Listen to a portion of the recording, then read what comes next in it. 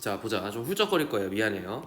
자 봅시다. 분쟁이 예견되거나 진행 중인 상황에서 후일 상대방이 사실을 번복하거나 그런 내용을 고집하지 못했다고 주장하는 걸 막기 위해서 우리는 내용 증명이라는 걸 하는 거예요.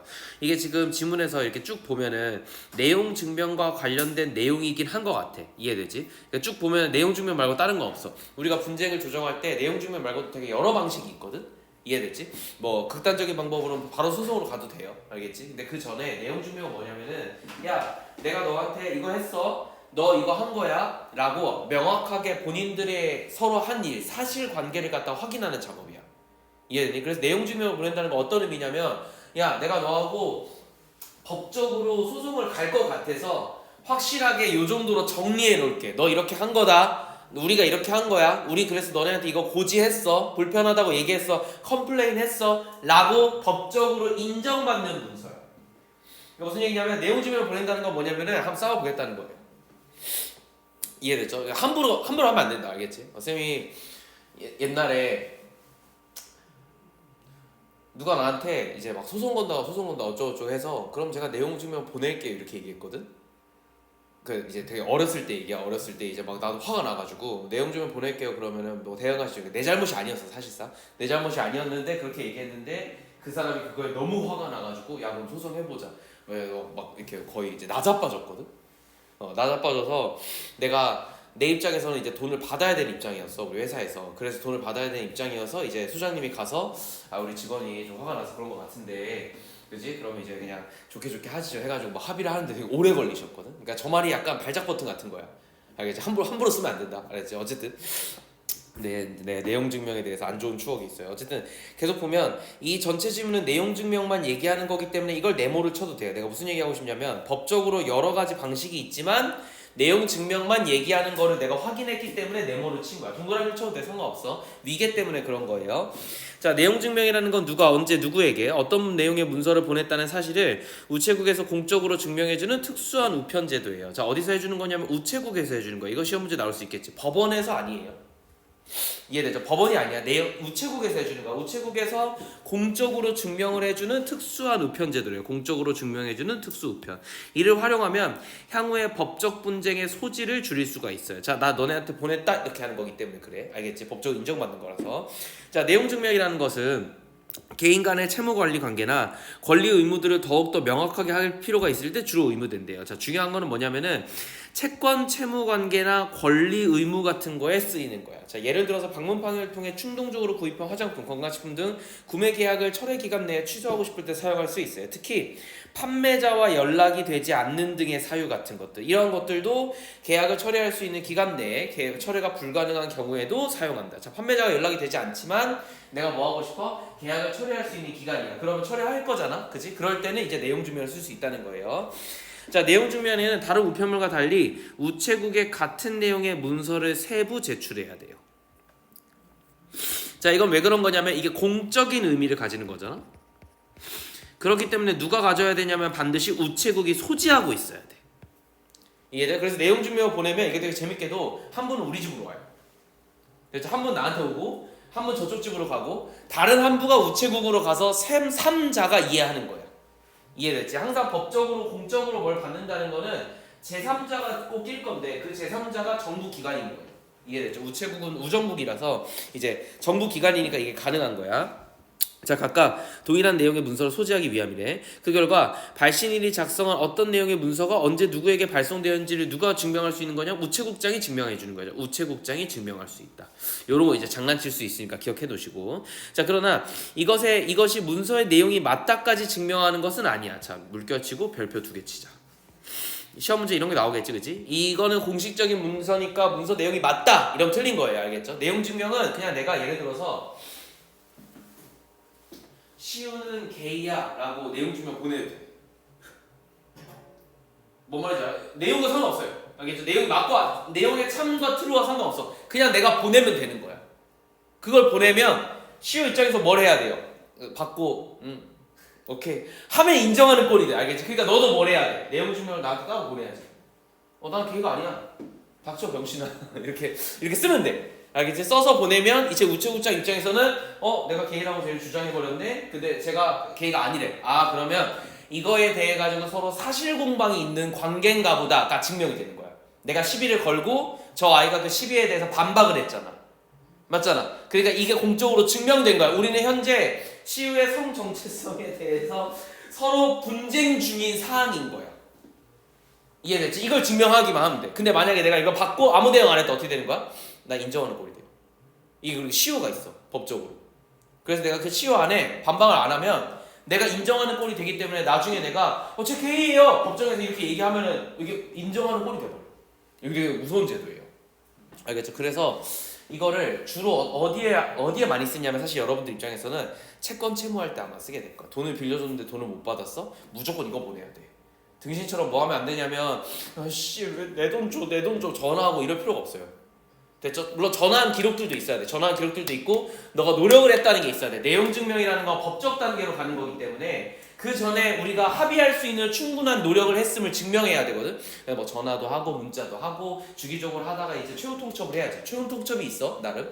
그래서 문자나 전화에다가 자 네가 며칠까지 안 보내면은 나 내용 증명 보낼 거야. 내용 증명 보내고 나서부터는 이제 법적인 단계를 밟아갈 거야. 그러니까 그 전에 보내 안 보내 오케이 내용 증명 이렇게 되는 거야. 됐죠? 그래서 아마 돈 관리에서 되게 많이 보게 될 거고, 그러니까 너네 하면 안 된다. 이 내용 증명을 평생 쓸 일이 없어야 돼. 이게 정상이야. 알겠지? 이걸 하기 시작하면 이제 법적으로 싸운다는 얘기니까 한 3년 걸려요. 근데 만약에 내가 예를 들어서 형한테 100만 원 빌려줬어. 근데 형이 나한테 안 갚았어. 근데 내가 그래서 내용 증명 보내고 변호사를 섭외해. 그게 이미 200만 원이야. 그러니까 개 마이너스야. 내가 100만 원 받으려고 한 2, 300 쓰는 거야 기본적으로. 그리고 한 3년 걸려. 그럼 할 때마다 또 해야 되니까 3번 내야 되잖아. 한 1000만 원 쓰는 거거든. 1000만 원 썼는데 얘한테 받을 돈이 100만 원밖에 안 되는 거야. 이해돼? 그러니까 빠기치지. 이거 이자율로 계산해도 이거 답이 안 나와요. 그래서 100만 원 정도 되는 소액은 이거 말고 이제 소액 무슨 적부심 심사인가 뭐 아무튼 있어. 다른 게 있어. 다른 걸로 받긴 하는데 그것도 오래 걸려서 그냥 어떻게 꺼져. 인생 정리해도 뭐 이렇게 되는 거야. 주로 이제 뭐 1000단위에서 하긴 하거든. 근데 이제 너무 화가 나. 내가 저 새끼를 진짜 괴롭히고 싶어. 돈을 안 갚아서 너무 화가 나서. 그럼 이제 소송 거는 거야. 왜냐하면 저 사람 입장에서도 변호사를 섭외해야 되고 여러 가지 해야 되는 것들 있잖아. 그리고 막 법원에 왔다 갔다 해야 되고 법정문서가 왔다 갔다 하잖아. 그러니까 막 이제 이게 힘들거든. 심적으로 압박이 많이 되거든. 그래서 이제 내가 저 사람 괴롭히고 싶다. 돈 많아? 소송 걸어. 이렇게 되는 거야. 그래서 반대로 사기꾼들이 소송을 당하는 거에 무서워하지 않아요. 왜냐하면 어차피 한두 개 걸린 게 아니라서 변호사 하나 섭외해놓고 걔랑 계속 하는 거야. 이해돼? 근데 내 돈이 있잖아. 왜? 내가 사기쳐서 가진 돈이 있잖아. 그 돈 가지고 계속 이렇게 막으면 되기 때문에 걸릴 게 없어요. 그래서 사기꾼들한테는 법으로 소송할 게가 안 무서운 거예요. 이해됐죠? 그러니까 잘못 걸리면 안 돼. 알겠지? 조심하셔야 돼. 나중에 뭐 전세 사기 이런 거 절대 당하면 안 돼. 안 당하는 게 최고예요. 일단 잘 알아보셔야 돼. 계속. 자, 그래서 봐봐. 내용 증명 우편이 발송되었다는 사실을 입증해. 무슨 얘기냐면 법적으로 야 우리가 지금 이런 분쟁 상황에 있어. 그리고 나 가만히 있지 않았어. 나 엄청 노력했다를 증명하는 거지 문서 내용의 진위를 입장하는 건 아니야. 이게 시험 문제에 나올 거예요. 알겠죠? 무조건 우체국장이 증명하는 거니까 참이다 이런 식으로 하면 무조건 틀린 거야. 알겠지? 이거 체크해놓고 아니므로. 그래서 그 자체로 문제가 해결되는 건 아니야. 그 자체로 문제가 해결되는 건 아니다에 별표 치세요. 내용 증명을 보냈다라는 거는 나중에 법적 소송으로 갈 때 나의 우위를 점하기 위함인 거지 이것 자체가 문제를 해결해 주는 거 아니야. 왜? 참투루가 없으니까. 참투루는 똑같은 말이죠. 참과 false가 없으니까 TF가 아니니까. 알겠지? 자, 그래서 그러면 내용 증명 무슨 기록을 하는 거야? 자, 뭐냐면은 공적으로 증명을 하는 증거 효력을 간다. 동그라미 치세요. 이건 증거야 그냥. 됐죠? 그래서 상대방은 그와 같은 내용의 문서를 언제 받았다는 사실만큼은 문제 삼을 수 없어. 나 못 받았어 이게 안 되는 거야. 문자나 전화는 못 받았어가 돼요. 알겠죠? 그래서 내용 증명을 보내는 거야. 못 받을 리가 없거든. 왜? 자택으로 보내주거든. 친절하게. 됐지? 그리고 이 똑같은 사실을 우체국장이 알고 있거든. 우체부가 줬다라는 사실을 체크하기 때문에 절대 없을 리가 없어. 알겠지? 왜냐면 이건 우편으로 가는 게 아니거든. 그 등기로 가요. 그래서 저 사람 받는 사람이 사인해야 돼. 안 그러면은 이거 없어지지 않아. 계속 기다려야 돼. 전송이 안 되거든. 그러니까 전송됐다 안 됐다 저 사람한테 줬다 안 줬다가 확실히 나오기 때문에 가능한 거야. 알겠죠? 어쨌든 계속 돌아가서 자, 그래서 법적 대응 과정에서 내용 증명을 제출한다면 상대방은 그와 같은 내용의 문서를 언제 받았다는 사실만큼은 문제 삼을 수 없어. 다음으로 이 내용 증명이라는 건 상대방에게 뭘 주는 거냐면 심리적 부담을 주는 거야. 두 가지 기능이 있는 거지. 하나는 증거 효력인 거고 하나는 심리적 부담인 거야. 그래서 그 내용을 이행하게끔 하는 거예요. 왜? 처음으로 마주하는 뭘 하는 거냐면 법적인 절차인 거거든. 그래서 그 이후에 이건 뭘 시사하는 거냐면 그 이후에 강력한 법적 대응을 이어갈 거야. 나 너하고 소송할 거야 라는 걸 얘기해 주는 거기 때문에 필요한 거야. 알겠지? 그러니까 바로 소송을 걸 수 있는 게 아니에요, 여러분. 자, 예를 들어서 A에게 돈을 빌린 B가 채무 이행을 독촉하는 내용 증명을 받으면 B는 A가 이후에 법적 대응을 할 수 있다는 심리적 부담을 느껴서 자발적으로 돈을 갚을 가능성이 있다는 거죠. 아까 얘기했던 것처럼 내가 만약에 이거 만약 패소할 가능성이 높잖아? 그럼 생각을 해봐봐. 상대방 변호사 비용 어도 받지? 어도랑 우리 그 뉴진스하고 하이브하고 이거 지금 맞짱 뜨는 중이잖아. 근데 우리 뉴진스 언니들이 졌잖아. 그래서 이건 져야 맞는 거야. 알겠지? 이거 져야 돼. 왜냐하면 계약을 했잖아. 계약을 했고 노동계약서를 썼는데 노동계약서의 기간이 5년이고 충분히 그 기간 안에 우리가 서로 해야 되는데 신이 성질 않았다, 뭐 내가 쟤네를 관계를 파탄났다 이런 이유로 할 수 있으면 진작에 모든 거래관계 끝났지. 예를 들어서 이런 거예요. 쌤하고 지금 원장님도 노동계약서를 쓴 상황이야. 이해됐니? 그리고 신뢰관계가 있는 거야. 근데 예를 들어서 원장님이 쌤한테 좀 기분 나쁘게 얘기를 했어. 예를 들면 그렇다고 해서 내가 저 선생님한테 가가지고 노동관계 파탄 났으니까 우리 계약 해지합시다 이럴 수는 없어요. 그건 다른 문제인 거야. 노동계약과는 상관없이 이건 뭐 직장 내 괴롭힘이다 혹은 뭐 폭언한 거에 대해서 뭐 이렇게 한다 이런 거 이렇게 하는 거지. 내가 사람 대 사람으로 다른 걸로 하는 거지 노동계약 자체가 이걸로 폐지될 수는 없어요. 그리고 만약에 이 모든 것들 입증을 받았으면 쌤이 그 이후에 이제 노동계약도 문제 있는 거 아니야 이렇게 할 수는 있지. 나중 문제야. 모든 게 입증당하고. 그래서 지금 뭘 잘못한 거냐면 그 언니들은 자기네들이 어떤 대우를 받았는지를 증명하는 거에 다 실패했어. 그 얘기는 나쁘지 않은 대우를 받았다는 거예요. 증거를 다 제출했을 거 아니야. 그렇잖아.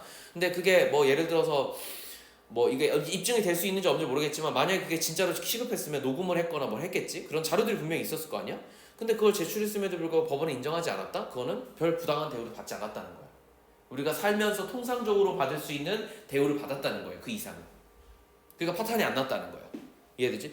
그래서 이거는 감정적으로 대응하면은 우리 뉴진스 언니들 빨리 와서 복귀했으면 좋겠다 이럴 수 있겠지만 실제로는 불가능한 거예요. 근데 뭐 이거 계약 보니까 29년까지라서 실제로는 걔네가 30이 넘어가더라고. 그러니까 이제 안 되는 거잖아. 법적으로 싸움하고 어쩌고 해도 얘네가 29, 막 28, 최소 30이야. 그러니까 안 돼. 아이돌이 30이 넘어가면 뭐 끝난 거지 뭐. 그러니까 제일 젊었을 때 없어진 거예요. 얘네는. 됐지? 그러니까 선택을 잘못한 거지. 이렇게 했었으면 안 돼. 합의해서 잘 끝냈어야 돼. 내가 보기엔. 됐지? 뭐 어쨌든 돌아가서 아직 안 끝난 거니까 어쨌든. 그래서 이제 이런 것들이 어떻게 보면은 내용 증명을 처음에 서로 보냈겠지, 맞지? 그 과정에서 이제 소송을 했겠지. 그러니까 이런 거예요. 이해됐죠? 요거 딱 생각하면 좋을 것 같아. 자, 다시 돌아와서 또한 내용 증명 그 자체만으로 단순히 최고하는 것에 불과하지만 자, 밑에 나와 있어요. 최고가 뭐니? 다른 사람에게 일정한 행위를 할 것을 요구하는 통지를 보낸다. 이게 최고야. 알겠지? 최고가 여러 가지 뜻이 있는데 하나는 베스트고 하나는 가장 오래된이라는 뜻이에요. 이건 역사책에서 많이 쓰이죠. 그죠? 가장 오래된 올디스트고 그 다음이 뭐냐면은 통보하다야. 이해됐죠? 요 세 개 단어 정도를 알아두셔야 돼. 자, 그 자체만으로 단순히 그냥 내가 통보한 거지만 소멸시효를 중단시키는데 가장 중요한 역할을 하는데요. 새로운 기능이 있네. 소멸시효 중단에 중요한 역할을 하고 있어요. 채권에는 소멸시효가 있기 때문에 이거 반드시 해야 돼요. 제때 권리 행사를 하지 않으면 이게 만료가 되어가지고 이 권리가 소멸돼요. 그래서 소멸시효가 만료될 무렵까지 채무 이행이 이루어지지 않고 있다면 채권자는 소멸시효가 더 이상 진행되지 못하도록 중단해야 돼요. 무슨 얘기냐면 야, 너 돈 안 갚아? 라는 내용 증명을 반드시 보내야지만 채권자가 이 채무를 이행할 수 있게끔 시간을 벌 수 있는 거야. 이해됐죠? 계속. 그러나 내용 증명을 발송했다고 해서 바로 중단되는 거 아니야. 절대 그럴 리가 없어요. 알겠죠? 인정을 받아야 돼. 내용 증명을 보낸 날짜로부터 6개월 이내에 청구나 압류, 가압류, 갑처분을 해야지만 소멸시효가 중단되는 효력이 발생해요. 이런 숫자들은 꼭 기억해 두셔야 돼요. 이해됐죠? 바로 된다. 틀린 거지, 그지? 내용 증명 보내자마자 되는 게 아니야. 보내고 나서 6개월 이내에 다른 법적인 무언가들을 해야지만 이 소멸시효가 중단되는 거예요. 즉 가압류나 가처분이나 청구나 압류를 하기 전 단계가 뭐냐면 내용 증명 반드시 보내야 돼. 이해되지? 그래서 이 절차가 있는 거야 나름대로. 자, 이러한 법적 대응을 하게 되면 해당 사안의 소멸시효가 내용 증명을 보낸 시점부터. 근데 잘 봐요. 자, 그러면 봐봐. 이렇게 나오겠지. 가처분을 했으면 가처분을 한 시점부터 중단된다. 이러면 틀린 거지. 맞지? 언제부터? 가처분을 하면 시효는 언제 중단되는 거냐면 내용 증명을 보낸 시점부터 시효는 중단되는 거예요. 이해됐죠? 뭐 이거를 그냥 시간으로 내가 정리를 하면 이래요. 뭐 별거 아니지만 그냥 표로 해버리면, 자, 예를 들어서 오늘이 이제 11월 2일이니까 11월 2일에 이제 만기라고 칩시다. 그래서 내가 6개월 전인, 예를 들면 뭐 7월로 합시다. 7월 2일에 내가 뭘 보냈냐면 내용 증명을 보냈어요. 그러고 나서 만기일은 이때야. 만기일은 이때인데 내가 내용 증명 이때 보냈으면, 예를 들면 내가 한 8월 2일에 갑자기 급발진해가지고 뭐 이게 가능한지는 난 모르겠어요. 가압류를 했어요. 그러면 언제부터 시효가 중단되는 거지? 이날을 기점으로 시효가 중단되는 거예요. 이해됐죠? 가압류는 실제로 이날 이루어졌지만 시효 중단은 내가 저 내용 증명을 보낸 날이야. 이해됐지? 이해됐지? 그래서 이런 식으로 절차가 진행되는 거라서 어떻게 장난칠 거야? 가압류가 8월 2일에 했으니까 시효 중단도 8월 2일부터 진행이 된다. 혹은 이거 장난을 거치면 어떻게 하냐면 되게 그럴듯하게 8월 2일날 가압류를 했으니까 8월 3일부터 시효 중단이 된다. 이런 식으로 문제 내기도 해요. 이해됐지? 그리고 이 날짜가 얼마 차이 안 나면 더더욱 헷갈리겠지? 맞지? 기억 잘 해두셔야 된다. 자, 그래서 소멸시효가 중단되면 그때까지 경과한 소멸시효의 기간은 무효가 돼요. 그래서 기간을 물어볼 수도 있을 것 같아요. 밑줄 한 번만 더 칩시다. 중단 사유가 종료될 때부터 소멸시효는 새로이 시작된대요. 다시, 자, 내용 증명을 작성할 때 정해진 양식이 있는 것은 아니지만 양식이 없어요. 중요한 게 이거예요. 양식이 없어. 됐죠? 내가 그냥 백지에다가 내용 증명 써놓고 내가 쭈쭈쭈쭈 내용을 쓴 다음에 뭐만 맞추면 되냐면 발신인, 수신인, 제목, 본문, 날짜, 그리고 내용이 있겠지. 당연히 내용이 이제 본문인 거고, 요것만 있으면 되는 거야. 왜? 이거 자체의 목적은 뭐냐면 특정 일에 특정 내용을 특정 사람에게 발송했다는 내용 자체이기 때문에, 됐지? 그래서 요렇게 그냥 편집글로 써도 돼요. 상관없어요. 알겠죠? 내용 증명이기만 하면 돼요. 그 표제 제목이. 이해됐죠? 그리고 심지어는 요새는 내용 증명 안 해도 돼. 왜? 애초에 법원에 저 우체국에서 보낼 때 내용 증명이라고 그 뭐지? 표철이 붙어서 나가. 됐죠? 그러니까 밑에는 그냥 내용을 쓰면 돼. A4 용지에다가 내가 수기로 써도 상관없다고. 물론 뭐 수기로 쓰면 안 받아주긴 하겠지만, 그지? 구분이 안 되니까. 알겠죠? 근데 기재된 발신인과 수신인의 주소와 이름은 반드시 봉투 겉면에 작성하는 주소와 이름과 일치해야 돼. 무슨 말이냐면 주소와 이름은 겉면과 동일해야 돼요. 됐죠? 그리고 제목에는 반드시 뭐가 있어야 되냐면 손해배상 청구 등과 같이 내용 증명의 구체적인 목적이 담겨